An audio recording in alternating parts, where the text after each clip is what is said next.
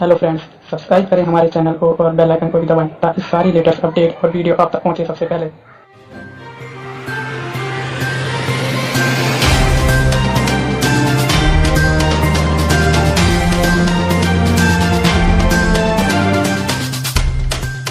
अस्सलाम वालेकुम, नमस्कार, जय हिंद दोस्तों। मैं मुबीन मक्कर, आप देख रहे हैं जज्बा न्यूज़।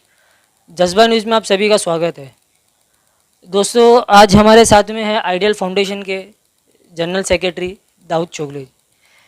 आज हम दाऊद चोगले जी से बात करते हैं कि इसके पिछले इंटरव्यू में उन्होंने कहा था कि हमने 300 लोगों को राशन तस्कीम कर चुके हैं और अभी भी राशन तस्कीम कर रहे हैं। तो इस बारे में आइए हम उनसे बात करते हैं। दाऊद जी, आप ये बताइए कि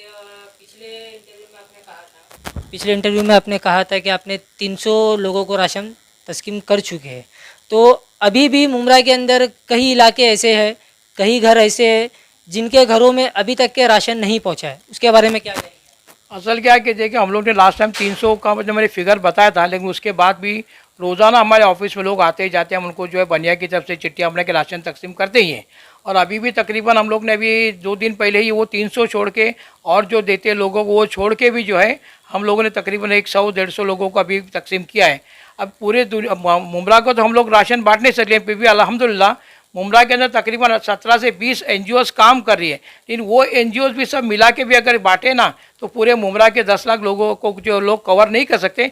उसमें हुकूमत का भी अपना काम होता है कि हुकूमत के जो लोग हैं या हमारे जो अपने रहनुमा है, जो हमारे जो यहाँ पर नेता लोग हैं ना, उन लोगों में सोचना चाहिए कि उन लोगों के घर को फाइंड अगर नेता ने अपने इलाके की अगर सर्वे किया और उनको अगर पता चला कि भाई हमारे इलाके में इतने लोग हैं तो उनके भी घर घर में अगर 5-5 किलो या थोड़ा थोड़ा भी अनाज पहुँचे तो वो सर्वाइव हो सकते हैं। लेकिन ये पूरी NGOs मिला के नहीं कर सकते। हम भी कितना करेंगे जितना हमारे बस में उतने।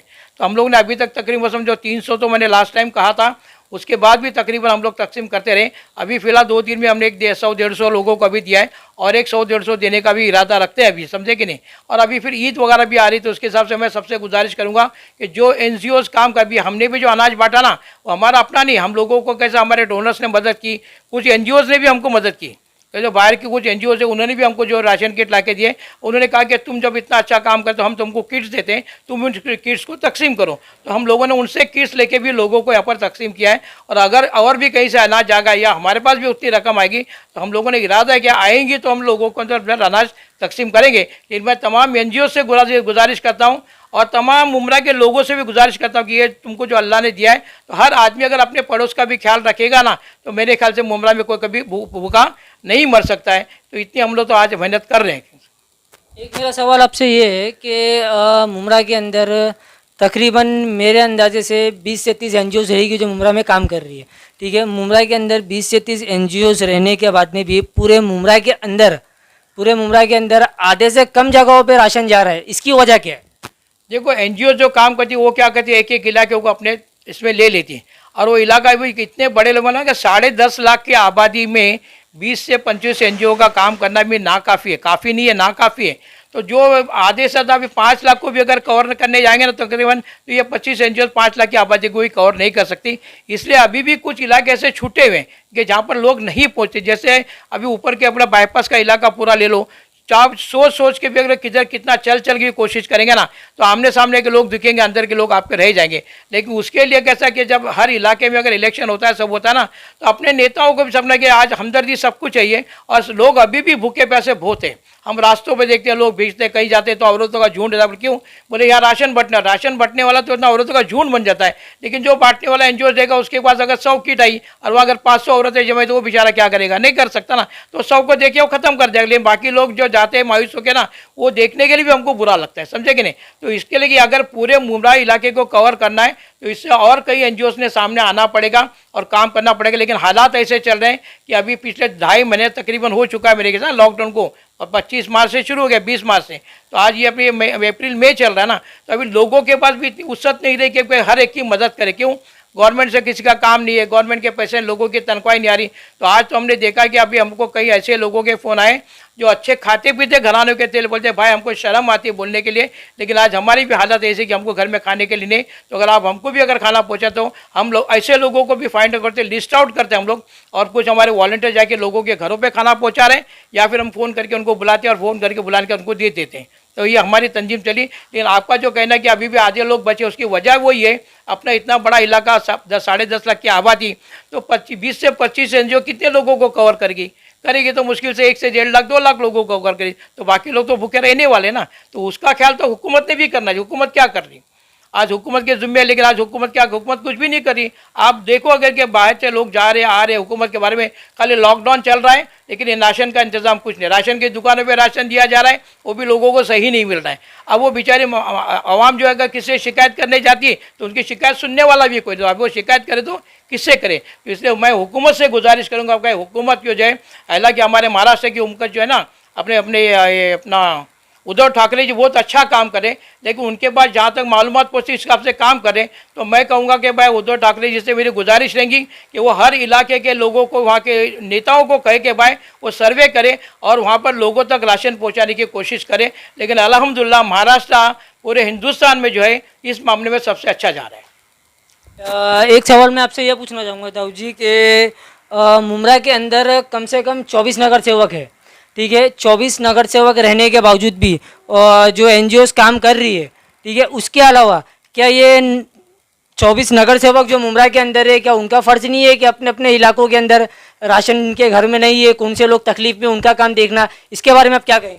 मैं यही कहता हूँ, हमको तो किसी की बुराई नहीं करना भाई, हर आदमी जो है तो अपना अपना काम कर रहा है। कुछ नगर सेवक काम भी कर रहे हैं और कुछ नगर सेवक के काम हो सकता है हमारे नज़रों के सामने नहीं आए, लेकिन तमाम हमारे नगर सेवकों से मैं गुजारिश करूंगा कि भाई अवाम ने तुमको वोट देकर जिताया तो अपने इलाके में तकरीबन सर्वे करो और सर्वे करके अपने लोगों को लगाओ। आज अगर जेब से लगाएंगे तो अल्लाह उसके बदले में बहुत सी बरकत भी देगा, समझे कि नहीं।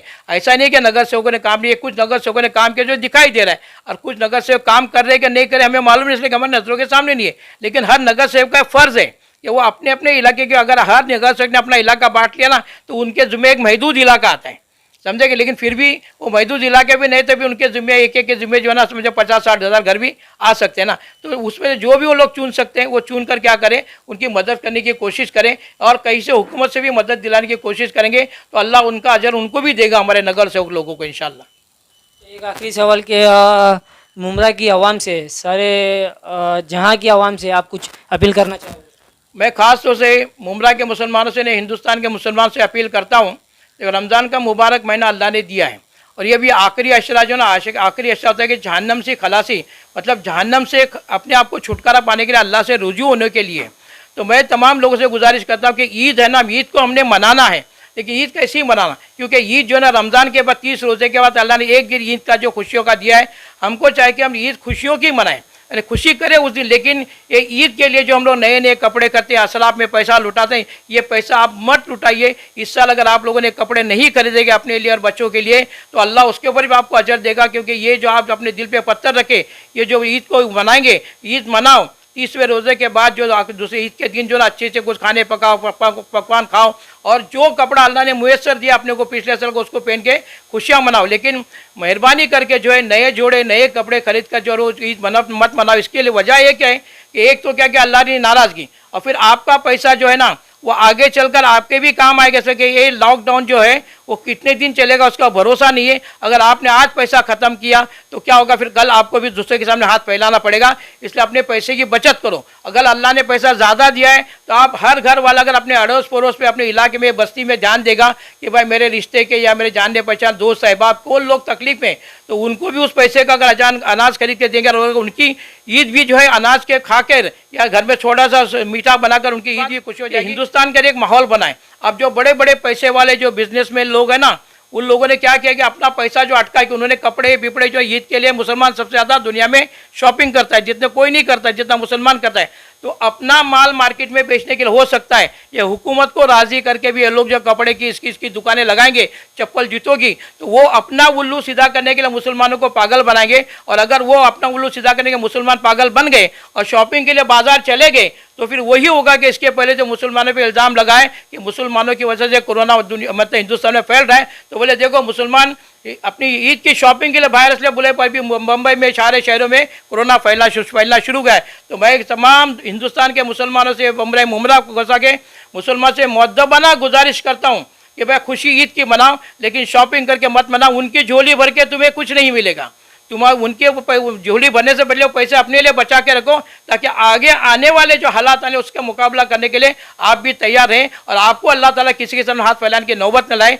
इसलिए वे हुकूमत की भी चाल हो सकती है और इतने बड़े बड़े बिजनेसमैन उनकी चाल हो सकती है, उनका अटका हुआ जो माल है, जो कपड़ा लद्दा जूता चप्पल जो भी होगा वो मार्केट में ख़त्म करने के लिए और मुसलमानों को बदनाम करने के लिए हो सकता है कि आखिरी दिनों में वो मार्केट लगाएंगे। मैं मुसलमान से गुजारिश करता हूँ कि अल्लाह से डरो। आज भी ये वबा आई है, आज 2.5 महीने का लॉकडाउन, घरों में बैठना कि वो आसान काम नहीं है, लेकिन ये अल्लाह को अगर राज़ी नहीं करेंगे तो हो सकता है कि अल्लाह फिर और नाराज़ होंगे। हमको अल्लाह हमको तकलीफ लग रही है। अल्लाह ने रमज़ान का भी आखिरी अशरे का मौका दिया है।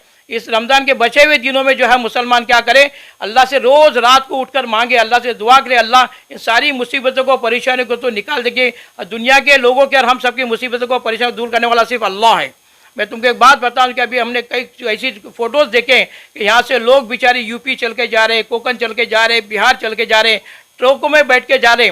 अगर तुम उनके, मैं तुमको कुछ तस्वीर जो है हमारे भाई को बोलूँगा, बताओ कि लोग चलते चलते उनके पैरों की तस्वीर आई, तो पैरों के छाले निकल चुके हैं, पैरों में चलने की ताकत नहीं है। लोग ट्रकों में जाके भूखे प्यासे मर गए।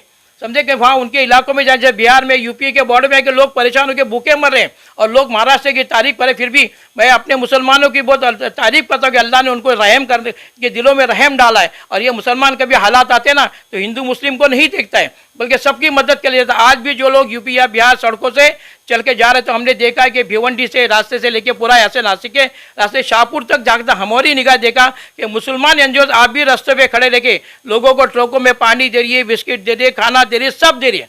तो मेरे भाई बोलो, मुसलमानों ने दिल दिया ना, इसलिए मुसलमान को मदद करता है। इसलिए क्यों, अल्लाह रहमान है और अल्लाह रहीम भी है। रहमान की सिफत इंसान में नहीं आएगी, लेकिन रहीम की सिफत अल्लाह ने इंसानों के अंदर दी है, वो सिर्फ हमारे दिलों में। इसलिए आज हम लोगों की मदद कर रहे हैं। तो अगर तुम उन लोगों की तस्वीरें देखोगे ना, एक ट्रक में बच्चे औरतें जो 50-50 100 बैठी बेचारी, और कई लोग चलते चलते भूखे प्यासे मर गए, कई लोग ट्रकों में जो है ना वो भूख की वजह से मर गए, कुछ लोग चलते चलते थक के मर गए। तो अगर इन लोगों के हालात देखेंगे तुम, उन लोगों के पैरों की शक्ल देखो, क्या उसके बाद भी तुम्हारा दिल करेगा कि हम ईद की खुशियाँ मनाएं, ईद के कपड़े खरीदें? इसलिए मैं आपसे कहता हूं कि मेहरबानी करके वो तस्वीरें देखो और अपने दिल पे पत्थर रखे। इस साल जो है बिल्कुल शॉपिंग करके न हुकूमत का साथ दो, न जो बड़े बड़े बिजनेसमैन है उनका साथ दो, बल्कि वो पैसा अपनी कौम के लिए, अपने लिए इस्तेमाल करो। समझे? कुछ तस्वीरें हमारे भाई जो इसके पीछे बैकग्राउंड में बताएंगे, आप देख लो। और उसके बाद भी मैं सबसे मुद्दबाना गुजारिश आखिर में करता हूँ कि मेहरबानी करके तमाम मुसलमानों से गुजारिश है कि जो गोदी मीडिया आजकल जो ना मुसलमानों के खिलाफ या हिंदुस्तान के खिलाफ बता रही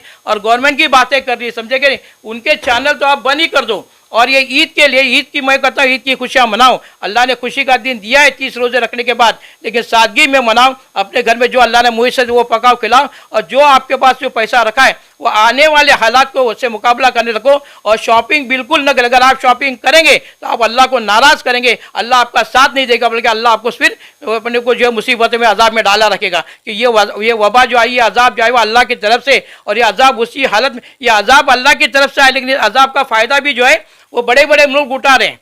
अजाब अल्लाह की तरफ से, लेकिन फ़ायदा ऐसा उठा रहे कि मैं सुनाऊं कि भाई लोगों को जो है ना अस्पतालों में मारा जा रहा है। अभी हम लोग क्लिप दे रहे, हमको मालूम नहीं कि भाई एक आदमी अगर मर गया, उसको अगर कोरोना में साबित कर दिए तो अस्पताल वाले को, डॉक्टरों को पैसा भी दे रहे हैं। उसमें बड़े बड़े से अभी नाम है बिल गेट्स का, में अमेरिका है, बाद में से इटली है, इसमें इसराइल है। ये सारे लोग ये अल्लाह के अजाब के साथ भी खेल रहे हैं और इंसानों के साथ खेल के इंसानों को मारने की कोशिश करें। इसलिए मेहरबानी करके हुकूमत ने जो कानून बनाया है उसका एहतमाम करो, समझे भाई, और उसके हिसाब से घरों से भी कम निकलो और रास्तों पे गर्दी मत करो। अगर हम घरों से बाहर निकलेंगे, गर्दी करेंगे, होगा क्या कि हुकूमत फिर हमारे पर जो है वो जुल्म करेंगे। जुल्म करेंगे तो फिर हम लोग बोलेंगे हुकूमत हम पर जुल्म करती, पुलिस हम पे जुल्म कर। पुलिस जुल्म कब करते हैं? जब वो तंग आते हैं। इसलिए आप सबसे गुजारिश है कि आखिर चंद दिन जो बचे हैं रमज़ान के, उसमें अल्लाह से मांगो, अल्लाह से दुआ करो और शॉपिंग की नीयत पूरी पूरी अपने दिल से ख़त्म कर दो और उसके पैसे से इंसानियत की मदद करने का जो है वो इरादा करो। अल्लाह ताला हमसे खुश होगा। अल्लाह अगर अज़ाब बहुत जल्दी दूर करेगा तो हम भी राहत और आसान सुख को चैन की ज़िंदगी गुजार कर दे। मैं सबसे गुजारिश को अल्लाह से दुआ करो, ये अल्लाह ताला इस उम्मत से राज़ी हो जाए, इस उम्मत की दुआओं को, इस उम्मत के बुज़ुर्गों की, बच्चों की, औरतों की, सबकी दुआओं को कबूल करते हुए इस आफत से, वबा से हम सबकी हिफाजत फरमाए। और हमारी जो हुकूमत है जो अभी भी जो है ये हालात में भी जो है वो इंसानियत से खेलने की कोशिश कर रही है, इंसानियत को तकलीफ दे रही है। यूपी का हाल देखो, 50 किलोमीटर जाके लोग है ना अभी तक 50 के बॉर्डर पे पड़े हुए, न वहाँ की हुकूमत कोई पूछ रही है, ना उनको कोई पानी जला, ना खाना जलाए। अल्हम्दुलिल्लाह महाराष्ट्र की हुकूमत इससे ज़्यादा काम भी करी, और महाराष्ट्र के लोग जो है खास तौर से वो इंसानियत की खिदमत करें, जिसमें आप पहला नंबर आता है मुसलमानों का। और मुसलमान जब मदद करता है तो कोई हिंदू मुस्लिम सिख ईसाई वो नहीं देता, बल्कि वो इंसानियत की मदद करता है। तो तुम इरादा करो कि अल्लाह मैं सादगी में ईद मनाऊंगा, अल्लाह तूने जो दिया है मैंने उसी को शुक्र तेरा अदा करूंगा, लेकिन तू हमारी दुआ को कबूल करते अल्लाह, तू इस वबा को हमसे ख़त्म कर दे, पूरी दुनिया से ख़त्म कर दे, और पूरी इंसानियत को जो है तू राहत व सुख चैन की ज़िंदगी दे दे। और सबसे पहला हमारा जो सबसे बड़ा हमारा नुकसान हो रहा है कि अल्लाह ने जो हम लोगों के लिए काबत अल्लाह को बंद कर दिया, अल्लाह ने मस्जिद नबियों को बंद कर दिया, अल्लाह ने तमाम मस्जिदों को बंद कर दिया। ये मस्जिदों का बंद होना, काबतुल्लाह का बंद होना और मस्जिद नबी का बनना, ये हमारे लिए ये निशानी है कि अल्लाह ने हमारे तौबा का दरवाज़ा बंद कर दिया है। तो मैं तमाम मुसलमानों से गुजारिश करता हूँ, ईद की खुशियाँ मत मनाओ, ईद की खुशी मनाओ, लेकिन शॉपिंग मत करो, और अल्लाह को राज़ी करो, ताकि अल्लाह हमसे राज़ी होकर काबतुल्लाह को भी पूरे दुनिया के इंसानों के लिए खोल दे, और मस्जिद नबी को भी तमाम दुनिया के इंसानों को खोल दे, और तमाम मसाजिद को जो मुसलमानों की इबादत के लिए खोल दे। इतना कहते हुए अल्लाह से दुआ करूंगा, और हम लोगों के लिए कहूँगे अल्लाह हम सबको समझ अता फरमाए, और कहने से ज़्यादा हमको अल्लाह अमल की तौफीक किताब ने। आखिर दावाना अनिल हम्दुलिल्लाहि रब्बिल आलमीन। दोस्तों ये थी मुमरा से जुड़ी आज की हमारी ये खबर। हमारे साथ थे आइडियल फाउंडेशन के जनरल सेक्रेटरी दाऊद चोगले जी। दोस्तों जज्बा न्यूज़ की टीम और जज्बा न्यूज़ चैनल की तरफ से हम आपको ये अपील करते हैं कि जिस तरीके से ये रमज़ान शरीफ गुजरा है, और जिस तरीके से रमज़ान शरीफ के अंदर मस्जिदें बंद थी, ना मस्जिदों में नमाज हुई है, ना मस्जिदों के अंदर तराबी हुई है, ना मस्जिदों के अंदर इबादत हुई है। तो दोस्तों हम आपसे गुजारिश करते हैं कि रमज़ान की शॉपिंग ना करें, ईद भी बनाए तो सादगी से बनाए, और जो हमारे पास में खर्चे रखे हुए हैं, जो भी मुनासिब पैसे रखे हुए हैं, उनसे हमारे पड़ोसियों की और हमारे एरियो के अंदर हमारे बाजू वालों की हेल्प करें, मदद करें। दोस्तों ये थी हमारी अपील। हमारे लेटेस्ट अपडेट के लिए हमारे चैनल को सब्सक्राइब करें, लाइक करें, शेयर करें, कमेंट्स करें। दोस्तों मैं मुबीन मापकर, कैमरामैन इब्राहिम अंसारी के साथ, जय हिंद। हेलो फ्रेंड्स, सब्सक्राइब करें हमारे चैनल को और बेल आइकन को भी दबाएं ताकि सारी लेटेस्ट अपडेट और वीडियो आप तक पहुंचे सबसे पहले।